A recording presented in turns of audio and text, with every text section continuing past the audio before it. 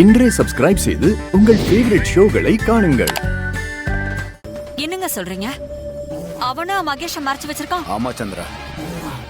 அப்போ ரேவதிய கல்யாணம் பண்ணிக்கிறதுக்காக தான் அவன் மகேஷ மறைச்சு வச்சானா?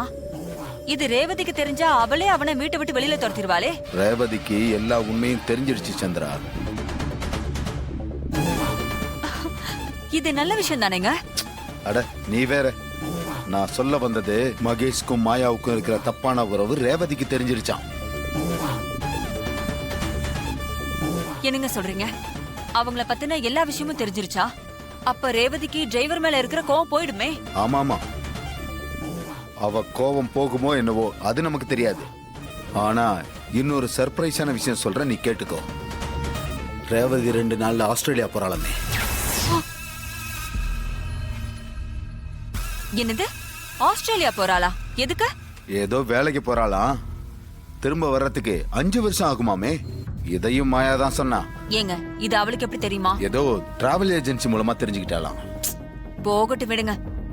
என் அக்காவை பிரிஞ்சு இருக்கிறது கூட அவளுக்கு ஒரு வகையில தண்டனை தான். அவ கஷ்டப்படட்டும். அந்த டிரைவர் பையலும் நமக்கு எல்லா வகையிலும் டார்ச்சர் கொடுக்கறான்ல, அவனும் புது பொண்டாட்டி பிரிஞ்சு கஷ்டப்படட்டும். சரி சந்திரா, வச்சிடறேன். சரிங்க. நல்ல விஷயம்தான். அவ ஆஸ்திரேலியா போகட்டும், அப்ப தெரியும்.